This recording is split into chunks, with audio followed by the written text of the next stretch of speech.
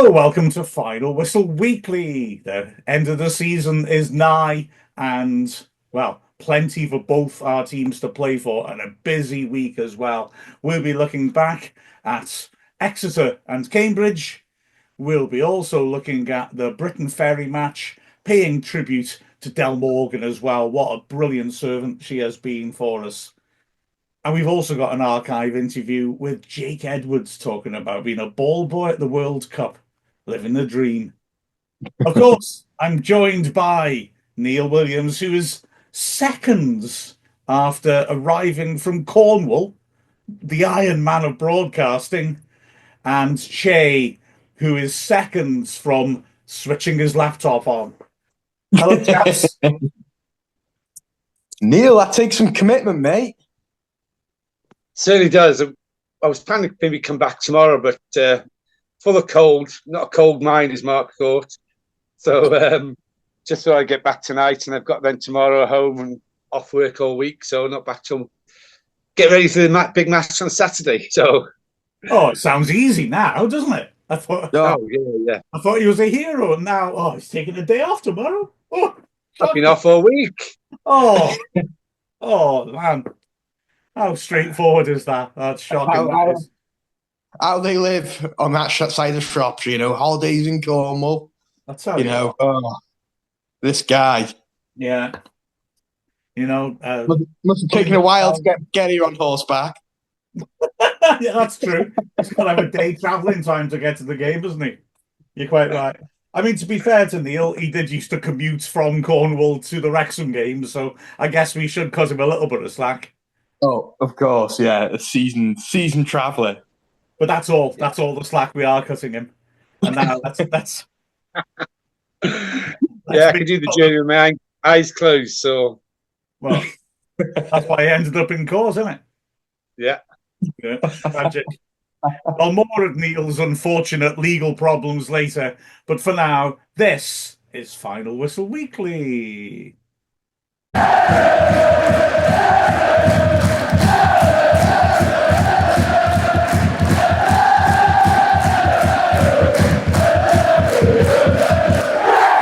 I mean, Briton Ferry first, played at the racecourse. Sadly, didn't go the way we want it to, but there's still plenty to play for this season. But the main achievement, I would argue, is that we got into the second phase, got those wins against Cardiff and Swansea. Everything else is a bonus now. You were there, Chay, and we just couldn't get going, could we? I was absolutely gutted for him, like really gutted at the final whistle, because I don't think they could have played a worse side because they had a lot of hurdles to come over this game. Let's be fair. It was a lovely day. It was Mother's Day, so there's gonna be a lot of people who would have gone and can't go. Still 2,000 people who turned up. It was a cracking atmosphere. Really good, but you play a side who are very good in Briton Ferry, obviously very well organised. They've got that housery, shall we say, about them, which I quite like. In all fairness, yeah, I'm going to give them a lot of credit today, but they don't have that sexy name like a Cardiff or a Swansea, do they? So everything that went wrong kind of went wrong. Everything that could have gone wrong went wrong from today on that day, didn't it, Mark? It didn't really quite click. But they shown good glimpses of really nice football as well, which is such a shame.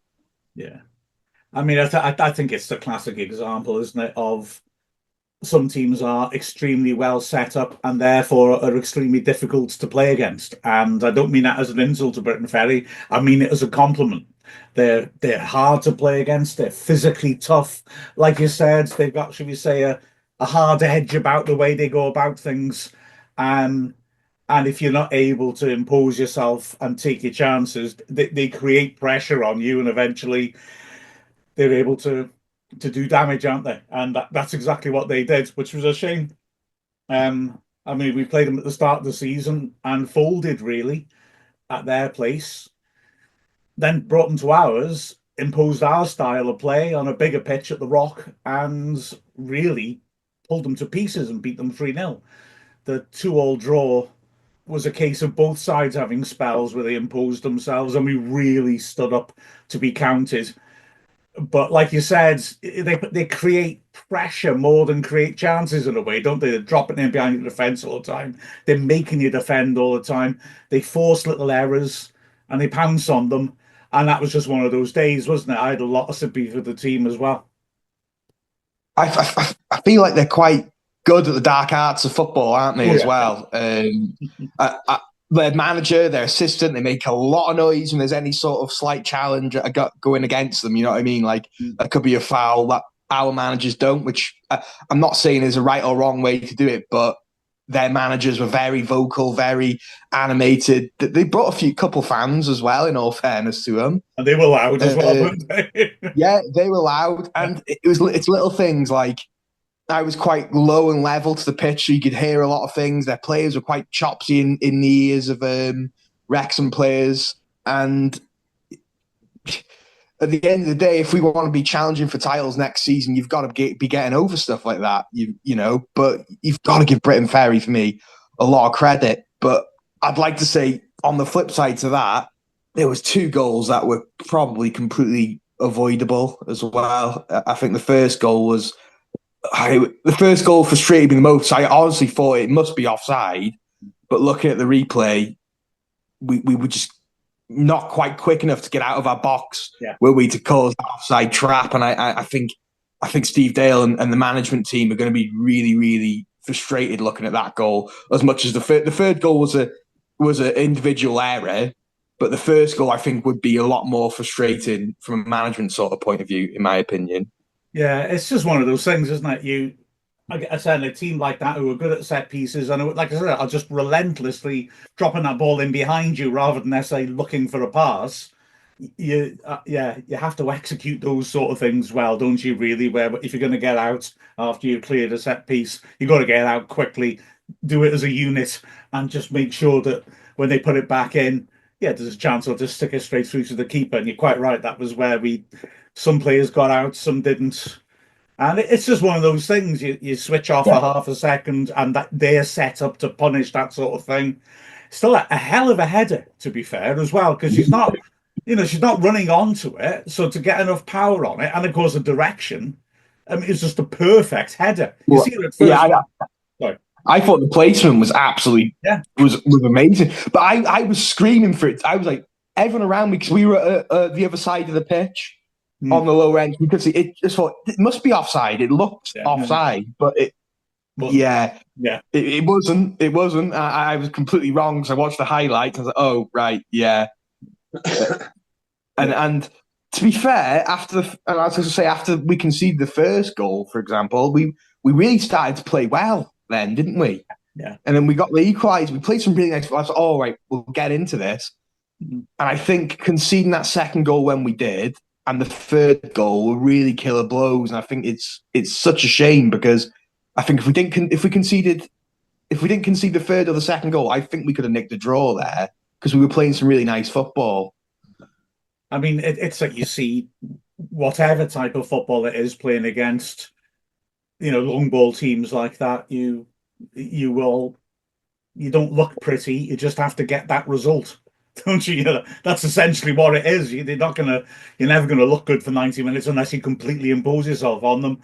But we had phases of play where we went close a couple of times, a couple of good efforts, good headers are going just wide. If one of them goes in, it changes the game. I thought we still stood up to them as we did at their place. But we didn't quite manage to capitalize on the bigger pitch, which I think was what you might look to do. In fact, sometimes I thought it looked like we might be snatching at it slightly. And there were asked Wrexham questions about whether the players weren't used to the bigger dimensions. But I don't think it's that. I don't think there's that big a difference between the Rock and the racecourse. I think it's that we knew that was important. Get it down the sides, get it around them. It's not cramped like at Briton Ferry's ground. And I think we just snatched at it occasionally when we had the chance to do that. Plus, of course, Briton Ferry fight like hell. and I agree with you. Is it a game? No, it's not. Is it interesting? Yeah, actually, I think it is. And they've done amazingly. They secured second place in that game. and it's a brilliant achievement by them. And it's a specific way of playing, and football's interesting because teams play in different ways. For me, Yeah.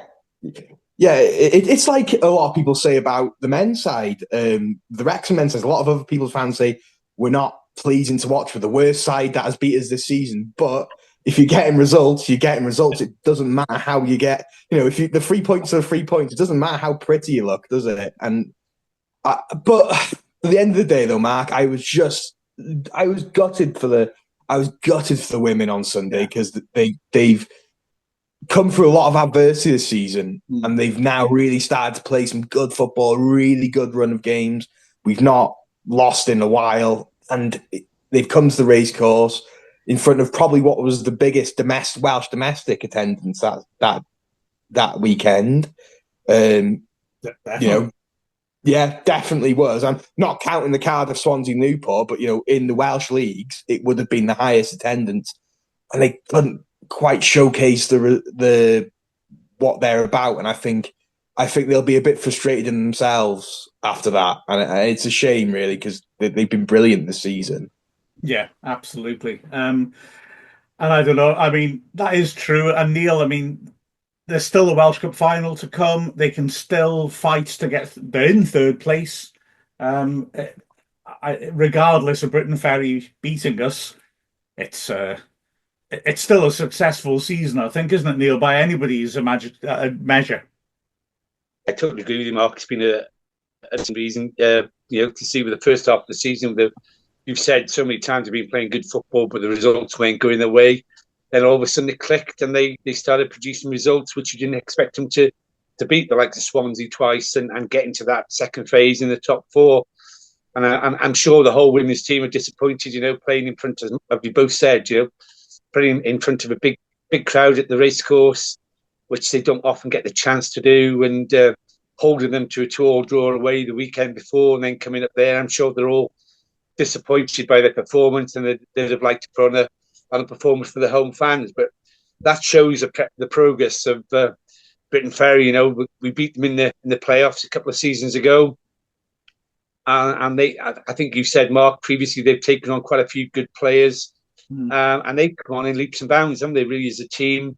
And as you say, you don't necessarily need to play pretty football to win games, as you both said, which the men's team have done quite a lot of that recently. But I'm sure the whole team are disappointed, but they've got a cup final to look forward to. They can hold their heads up high. They finished third in the league. I think they've got another 2 or 3 games to go, Mark. The 2 league games and then the cup final. Yeah, the neutral ground down in Newport again, yeah. Well, less said about that, the better. I've got to say, Chay, you're saying about surely it's the biggest domestic attendance of the weekend. Right, I just want to put this into context. It was the men's league has been going since 1992, so that's 33 years. Our attendance on Sunday was 5. That's 5 people below the 5th biggest attendance that the JD Cymru Premier's ever had. Wow. So, and did that involve Bangor City or something like that, did it? No. Rill against Prestatyn. Oh, yeah. Right, okay.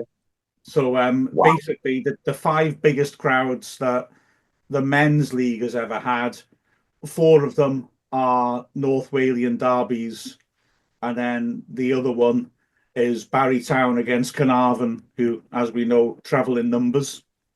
And the 2 biggest crowds Wrexham women have ever had are bigger than the biggest crowd ever in the history of the Men's League of Wales. So, wow, go figure. That goes to your point, Mark, that the Welsh FA should be pushing it a lot more with the interest in the women's game in Wales, really. Well, we're certainly doing a remarkable job, and the crowds that we are getting for the women's games really are utterly fantastic, and it's great. We're flag bearers for something that I think is very special, and I hope that we can continue to build it. I think that's the best thing I can say. And if you don't mind me, no, before I go on to that, I just want to say as well, Chay, haven't had a chance to see the team in the flesh. I reckon you can probably see why I get excited by Abby Inden up front, can't you? It's Yeah, class. yeah. No, absolutely. We've got some real quality in that team. I, I've not watched them. No, I have watched them once, I think, this season in the flesh, but the rest has been highlights and what have you. Because I do have my son on Sundays, and it's the one Sunday I didn't have him.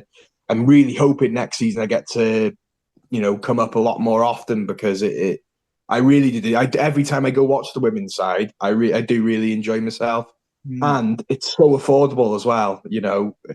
It it people complain about how the price of football and what have you these days. There is local football here for local girls representing Wrexham, and it's cost me £3 to go watch them. Yeah, I bought a pint and what have you as well. Had to on a lovely day like that, but the whole day cost me less than a tenner. It's really affordable. I just really, really hope people really catch on to it, and we build a little bit more on it because there's certainly a hunger there for it, isn't there? Yeah. 2,000 on a Sunday. There certainly is a hunger there for it. So yeah, I hope this result doesn't batter the women too much because I think they were a bit unfortunate. I think if we were to play a Cardiff or something like that at home, it would have been a bit more. I don't know. With Briton Ferry, they're just a horrible team to play, aren't they? They really are. But you've got to give them a lot of credit. They played the occasion really well. I did like the housery. I did like the things they were saying to our players. It was nasty, but you do what you do. You do what you can to win games. Yeah. I was saying about Inden, that's the fourth game in a row that she scored in as well. She certainly did show definitely what she was all about. A few of the players, you could see elements of it, but Inden was the one who was right up there with her normal levels, and she holds the ball. And Rosie Hughes off the bench with the triple substitution made an impact, and then Pritchard, Hughes, and Gibbard coming on just turned the tide a little bit, but the game was difficult to retrieve by then. But there was a disallowed goal, wasn't there? No, there wasn't. That's my. Oh, I better make my embarrassing confession, didn't I? Yeah, Yeah, go on. goal. And I looked. Oh God, I looked at it afterwards. I watched the footage back, and I went through it frame by frame, and I was looking at all different elements, and I couldn't work out why it was disallowed, and I really couldn't see anything wrong with it. But then we didn't complain, so I thought, to me, if a team scores a goal, it's disallowed for no reason. You're going to say something to the ref. So it just didn't work out. And then I saw there was a tweet at the time on Ask Wrexham, which I hadn't noticed. It didn't go in, Chay. It went a side net, was it? and got caught like it does sometimes in the back of the net, out on the outside, and rolled along. Like I said, I was watching it frame by frame, and I didn't even notice, but that it didn't go in. Which I didn't complain, didn't it, really?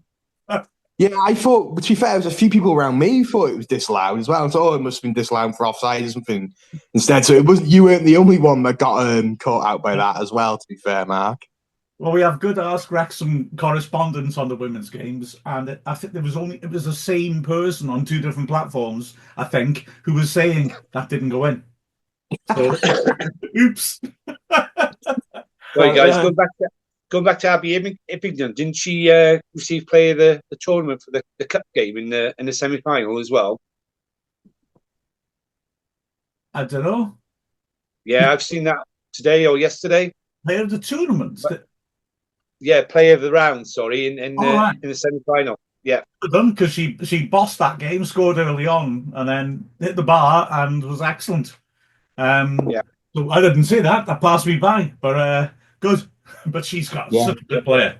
Yeah, it was nominated by the Beauty Energy Company. Were nominated as the player of the round. Yeah, fair play. Well, I certainly wouldn't disagree. I'm telling you, she was very good in that match indeed. Although there were an awful lot of 9 out of 10s in that game. We won 4-0. Pontypridd showed a lot of guts, but it could have been a lot more as well. We really played well. It's a fair play. And of course, the thing I was going to say when I was talking about the great job they are doing for women's football in Wales is that we also had the news that somebody who is has played a fabulous role in doing exactly that. Dell Morgan has announced she's going to retire after the Welsh Cup final. I mean, she's done superbly for us. She's busy, she's Liverpool's full-time goalkeeping coach, also coaches Wales in the 19s.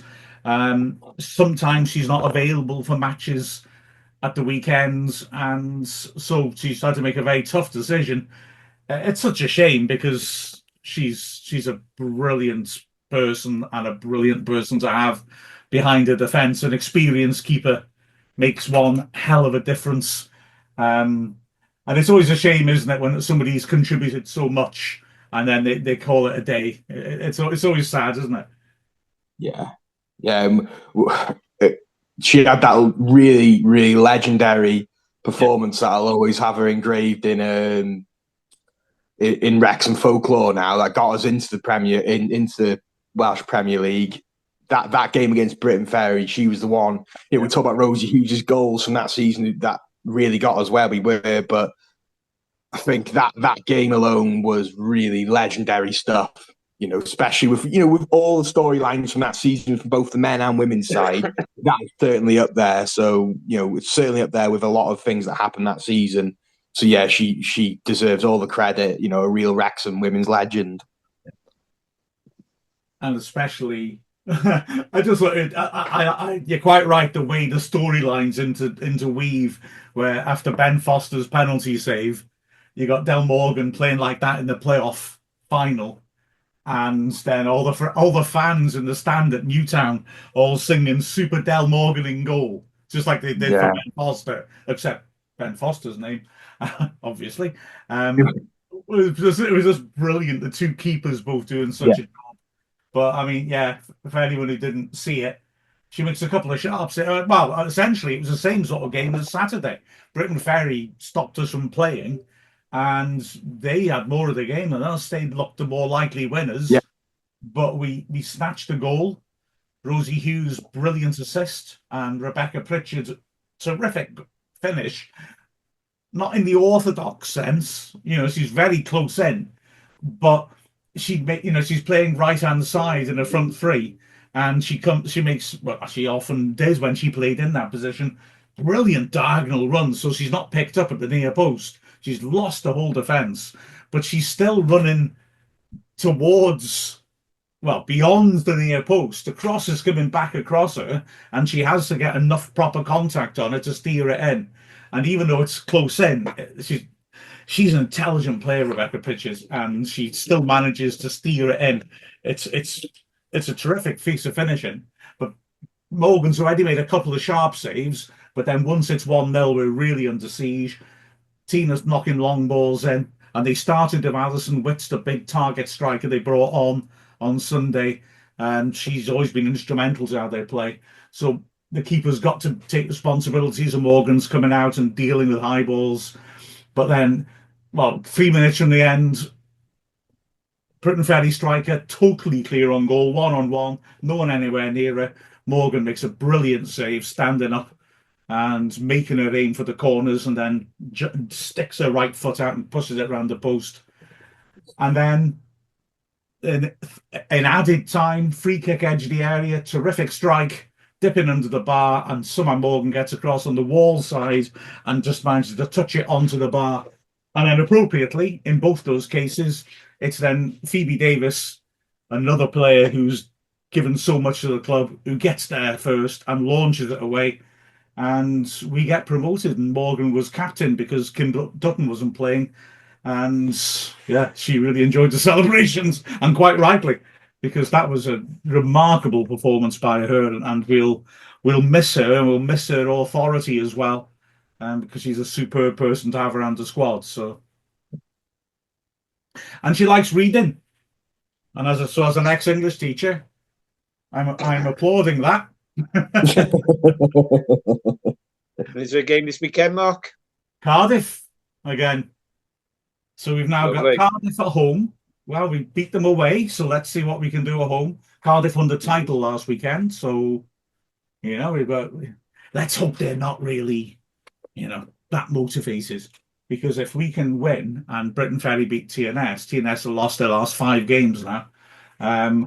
then we're guaranteed third place. Otherwise, we have to go to TNS last weekend of the season and duke it out for third place. Whether we come third or fourth, quite frankly, I don't think matters that much. Like I said, the achievement is getting into the top half the way we did it. Beating Cardiff and Swansea and getting that off our backs and getting to another Welsh Cup final. Those are the big achievements. Third or fourth doesn't really matter. It'd be nice to get the same as last year as well, though. But yeah, so Cardiff will be interesting. They'll test us, no doubt. They won the title in sort of fun style, scored 3 goals in injury time at TNS when we were losing 2-0. And then they held off a fight back by TNS on Sunday and won 3-1. So, yeah. So it's always fun to test yourself against the best, and that's undoubtedly what Cardiff are. So, yeah, looking forward to it. Should be a laugh. Definitely. And it's a bit of a mental warfare for that cup final, isn't it? Don't want Cardiff winning everything, do we? Well, they didn't win the trophy this year, but No. having said that, no, we don't. So we need No. we need to deny them, don't we? We can't No, exactly. But yeah. So yeah, shame about the game, but everything's still looking rosy. Huh? See what I did there? The women's team, and yeah, let's hope the men can finish off after this. That's exactly what we'll talk about.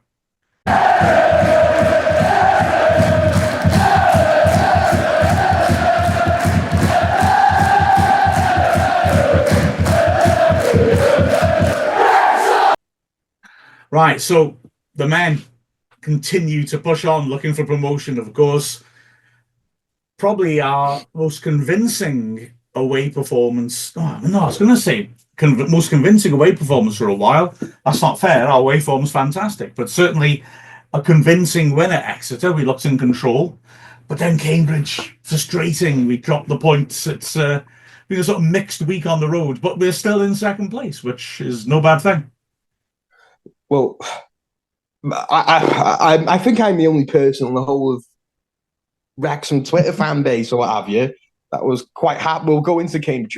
Was really happy with the Cambridge result. Not really happy, but I was quite happy with the Cambridge result. I was a bit more glass half full in that regard. But we'll start with the Exeter game for sure. Yeah, a very convincing away performance, which, you know, we haven't been as convincing on the road, but our form is actually really, really, really good.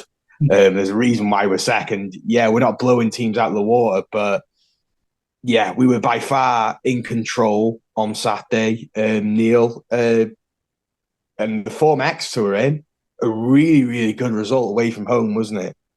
Oh, superb away result at Exeter. As you said, Chay, you know, Exeter been superb at home recently. They held Forest in the FA Cup and went into added time and lost on penalty. So they've got great form at the moment. And that, to get 4 points out of 2 away games, yes, you know, most people would have said, oh, it should have been the other way around. You know, you should have got 3 points against Cambridge because they're near the bottom. But yeah, I'm more than happy with 4 points away from home and still to be in that second position because as much as we dislike Shrewsbury, they did us a favour on Tuesday night and held Wycombe to a 0-0 draw. So, a superb performance at Exeter.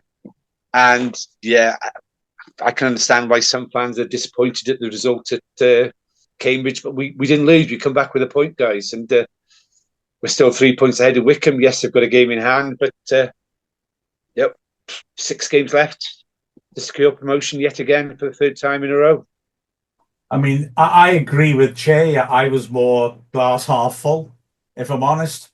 Okay, if you want to look at it as if he'd won, we'd have a decisive advantage over Wycombe. Okay, I get that, but the truth is that ultimately we're in a slightly better position than we were before the Cambridge game because, firstly, there's 1 game less to play, so having that advantage with 1 game less to play is better, and also, I mean, yeah, disappointing to draw away to a team that's in 23rd place, but they were unbeaten in their previous 2. They've only lost 1 game this calendar year by more than 1 goal. They are competitive, and Shrewsbury aren't. And yet they've gone to Wycombe and nicked a point at Wycombe. that's a much worse result as far as I can see. I'm not, I'd rather we won, clearly. And I'm frustrated that some things that happened in the game, but nonetheless, um, we're slightly better off than we were beforehand, I would argue. If you look at the two results, the Wycombe result and the Wrexham result on Tuesday night, our draw looks a lot better than their draw. Yeah. They're at home. Yeah. They're playing a very poor side. Shrewsbury are a very poor side. And I know Cambridge haven't been great this season, but they're at home. They had the big crowd. And their manager was saying a lot about the players really need to show something now. And they did. And look at the way that game went. The first half, we got that early goal. We had that early chance of Smith as well. But after then, Cambridge really grew into the game. And I think going into half time, I was quite happy that we didn't concede again, in all fairness. And it was a 1-1. And we had that early penalty conceded. It was a bit of a mess. But for me, I was quite happy with the result. I predicted 4 points before those two games are played, Neil. At the end of the day, we aren't going to win every single game till the end of the season now. And if you aren't going to lose them, if you aren't going to beat them, you might as well draw at the end of the day. A point is a point, isn't it? Oh yeah, I'm more than happy with the 4 points. I'm like you guys, I'm more than happy that we've got 4 points away from home with two very difficult ties. We've had a lot of away games recently, and we've come away with all 3 points in most of these games. So to be on the number of points we've got, second in the league, 6 games to go, how can any fan be unhappy with where we are at this moment in time? Looking at Wycombe against Shrewsbury, they had 30 shots on goal, didn't they? And they couldn't get one in the back of the net. So Shrewsbury did us a great favour. Somebody said they parked a tractor in front of the goal. So, but no, like French farmers. So, yeah, dropping 2 points at Cambridge, as you said, they've had some decent form recently. Won the last 2 games, and it was always going to be a difficult game. We took the lead with a great strike by Dobson. Still not sure whether it was a penalty. I don't know what you guys think. And we had chances to, right at the end to take all 3 points, which we didn't do. And but no, happily come away from Mansfield with 1 point is not a bad return after 2 away games. 4 points is great. I think Elliot Lee's really going to be kicking himself that he missed that opportunity. But it kind of is what it is. He was obviously desperate for the goal. He smashed it when he really should have maybe slotted it, side-footed it. I can't really. That would be really frustrating for him. And then the goal that was disallowed. I haven't watched the replay yet. Did it definitely look like it went out, Mark? Or I don't think there's any point in watching the replay because it doesn't show the correct angle at all. But I'll be honest, I went nuts when it was disallowed because I felt the ref was allowing an awful lot of stuff to go on in a penalty area. And I thought, oh, come on. If you're going to penalise us, it better be clear cut. And it wasn't because it was a really clean header. There didn't seem to be any significant blocking off going on. But then when I heard it was the linesman saying it had gone out and in again, fair enough. He's in the position to judge it. I got no issue with that. Wrexham fans behind sitting in that part behind the corner, and they were saying it had gone out. So fair enough. I should emphasise though, I'm not happy with 4 points out of those 2 games at all. I won 6 points. I think as Parkinson said, after the Exeter game, we've got to be relentless. But having said that, you've also got to be realistic and say that Wycombe dropping those 2 points as well gives us a positive balance, if you will, from these 2 matches, if you see what I mean. But I was disappointed that we couldn't win it. But I do accept that Cambridge showed a lot more than teams down the bottom tend to, and denied us. As for the penalty, soft, I think. Brunt's let him get goal side, which okay, if he doesn't do that, it gets dealt with easily. So that's the first part of it. He does make contact with him. I don't think there's a lot of contact there, and I think I see exactly why Parkinson is so frustrated, not least because at the end of the first half, Kel Watts handled it in their penalty area, and that looked a bit more a penalty to me. He was unsighted, but his arm's sticking out. So, yeah, I felt unhappy with the penalty decision, if I'm honest, but hey. And then as well, the fact that Loft, I thought, should have been sent off for the foul on O'Connell. 39 seconds later, he's hitting the shot that rebounds off a Conquo for them to score the first goal. And he wins the penalty. So, I wasn't crazy about the ref in that match, I'm going to be frank. But having said that, hey.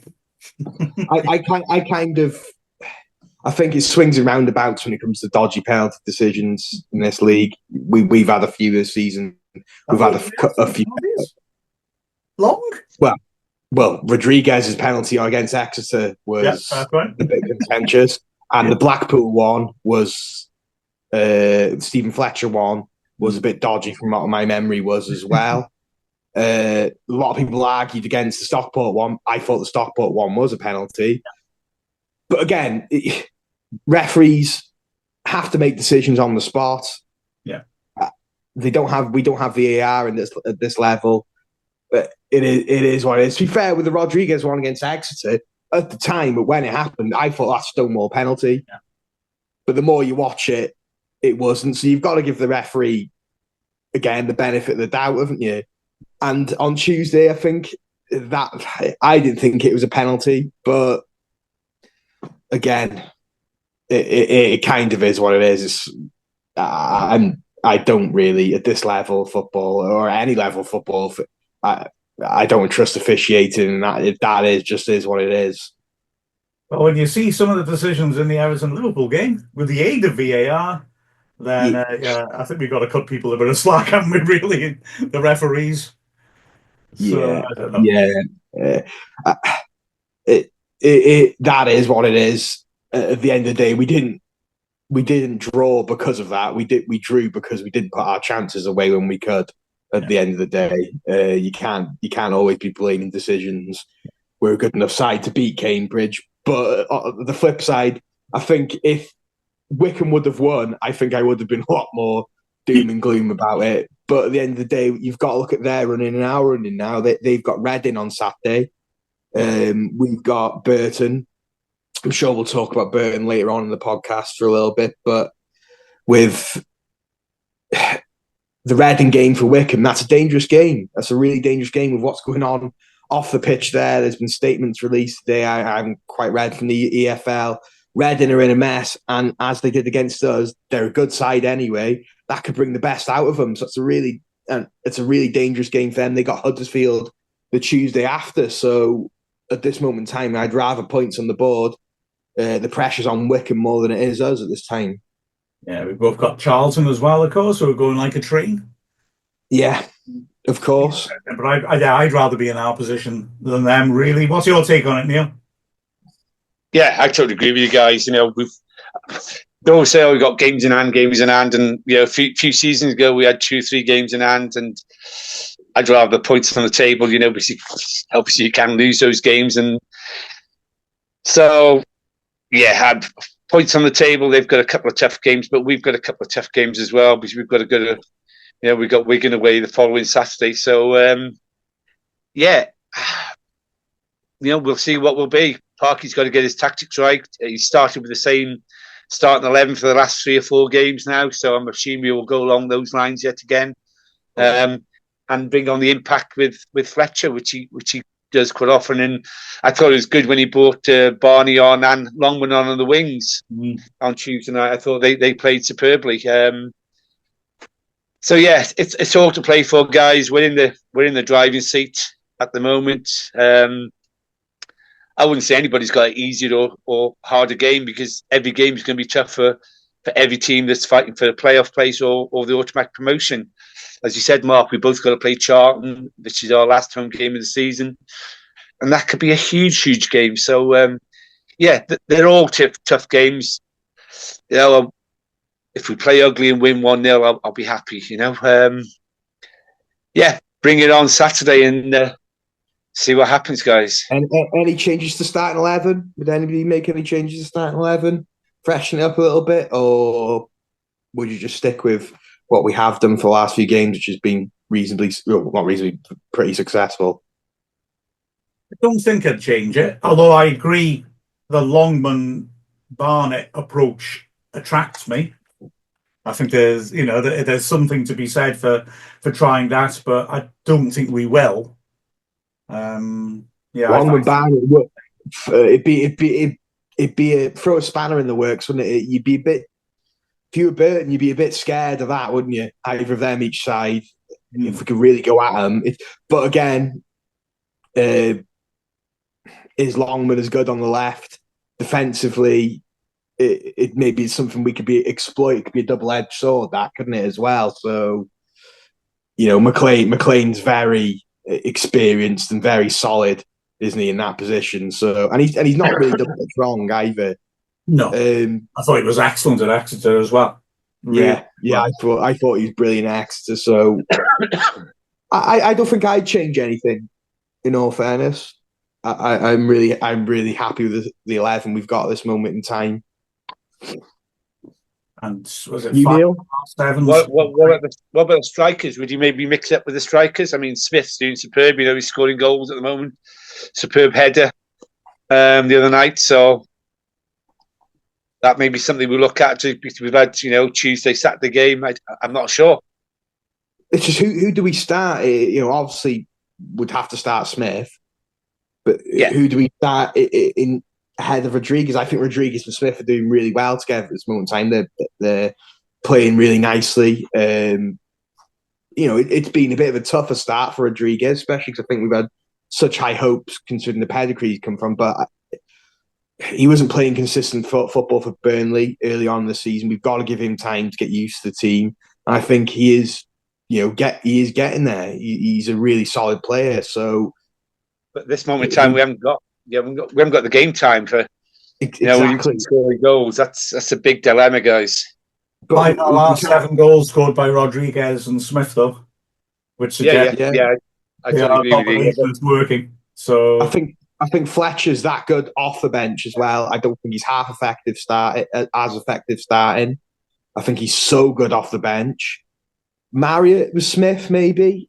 But Marriott's not had much chance really to play, has he, since he's come back? Exactly. So I don't see that change happening personally. And I feel okay with that because I think I'm happy with Rodriguez. I got the feeling, as I couldn't actually go last Tuesday, first game I've missed, men or women, this all season, that wasn't down to the games clashing. So I was annoyed. I was hoping to make that. But it made me think, is Rodriguez a player you appreciate a bit more when you're in the stadium and you can see the stuff he's doing off the ball and the way he makes space for other people? Do you know what I mean? Yeah. But he's a good player. I like Rodriguez a lot, and I personally, I don't see that as a change I'd want to make at the moment.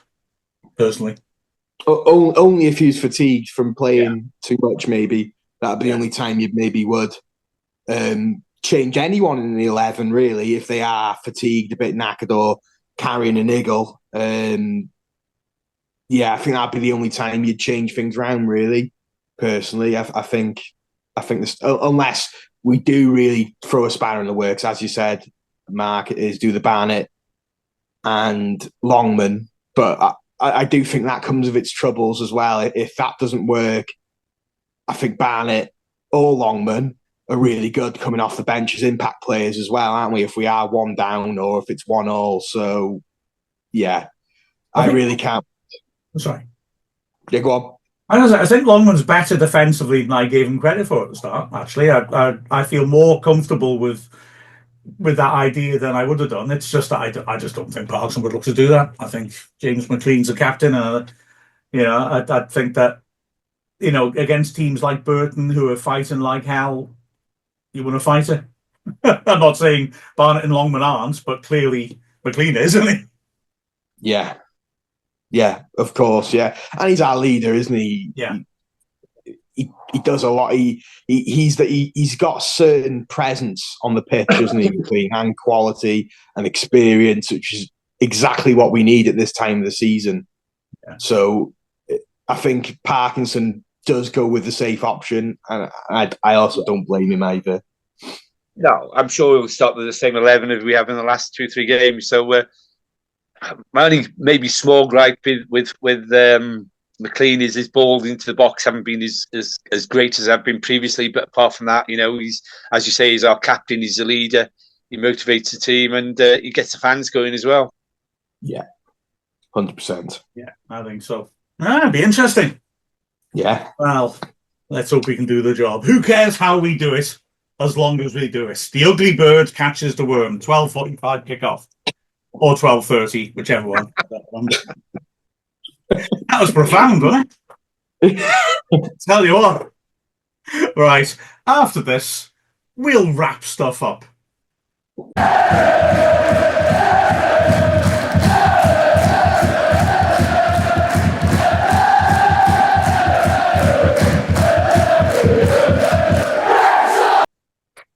Well, we put the final Whistle Weekly to bed, and now we're going to make a second attempt to actually sign it off, because I completely messed up our previous sign-off, and Neil and Chay to explain to me just how stupid I am. As you can imagine, that took quite a long time. I'm considerably stupid. Help me. Looking forward to the weekend, gentlemen. I promise not to interrupt you this time and say, no, that's all wrong, when it was perfect. Yeah, two huge games, Cardiff for the women, and that 12:30 kickoff against Burton, who looked really down the dumps early on this season. But Neil, they're a dangerous side at the moment, aren't they? They are. I mean, they're doing in good form at the moment, and yeah, it could be a huge banana skin. The men's team have got to be on their game on Saturday. As you say, it's an early kickoff, which is difficult to motivate yourself at being at the ground so early. So Burton beat Leyton Orient in the week at 2-1. They're 3 points behind Bristol Rovers, but they're still third from bottom. But they're making a big claim for the Great Escape at the moment, Mark, aren't they? They certainly are. But you're a farmer, Neil. The early morning should hold no fear for you. It's that giant banana skin that worries me. You lot with your genetically modified foods. Well, they do play in yellow, don't they, Burton? So. Yeah, on the other hand, Chay, they're brewers, so they should be right up your street. Yeah, exactly. Well, there's a couple of ex-Wrexham players playing there. Few ex-Wrexham. And a couple of Wrexham players playing for him as well. So, yeah, Fordy, James Jones, and Bud Vard's going to get some especially James Jones and Ford. It'd be really nice to see them back at the racecourse. I hope we really do give them a really good reception to the legends of the club for what they've done for us. I'd be horrified if we didn't, I've got to say. And also, of course, off the pitch, Fleur Robinson's coming back. John Whittleson, who was our commercial manager, coming back. I know community manager. So yeah, it's going to be a proper reunion. And if they can't give us the 3 points, what sort of people are they? Exactly. But I am quite scared about Saturday. They're a good side. I think with the signings they made in January, it's not a given. It really is not a given. They're a really good side, so I am excited. It's going to be fun. I'm inclined to agree with you. I've actually been thinking for a few weeks. I've been feeling a bit edgy about that match, so I hope we're able to get at them. Their pattern last couple of games seems to have been start slowly, let an early goal in, improve, and come back. Stockport, they lost, but they 1-0. Yeah. I mean, they were the better side. My son watched it, and he said the last hour, Burton just dominated Stockport at Stockport. They've come back from behind, like you said, to beat Orient midweek. And unfortunately, we seem to be in the habit of scoring early goals, but then not getting the second. Exeter accepted, so we can't afford to have that. I've been for a few weeks thinking that's going to be a proper test. The manager Bowyer's done really well when you consider that they headhunted Chelsea's head of academy and it didn't. I think it was an ambitious idea, but he got 4 points at the first 11 games, and he was gone. The interim manager was in for 6 weeks, and he was getting just over a point a game, so he improved them considerably. That he was in charge, and we won there thanks to Elliot Lee's corner going in. And then Bowyer is getting like 1.25 points a match. So, they're stepping up and stepping up. And if they win, they'll be out of the bottom four at least until Bristol Rovers play. So, Yeah. my message is I want Burton to stay up because A, they're really brave and they've battled like hell. And B, they've got a lot of good links with us. But I want them to stay up by us beating them and then us doing them a favour and beating Bristol Rovers in a fortnight. That's my dream scenario. Yeah, of course. Yeah. Yeah. And neither of them going to be easy games, are they? Because they're both going to be fighting against relegation, so it's going to be 2 tough games at home in the next couple of matches. Yeah.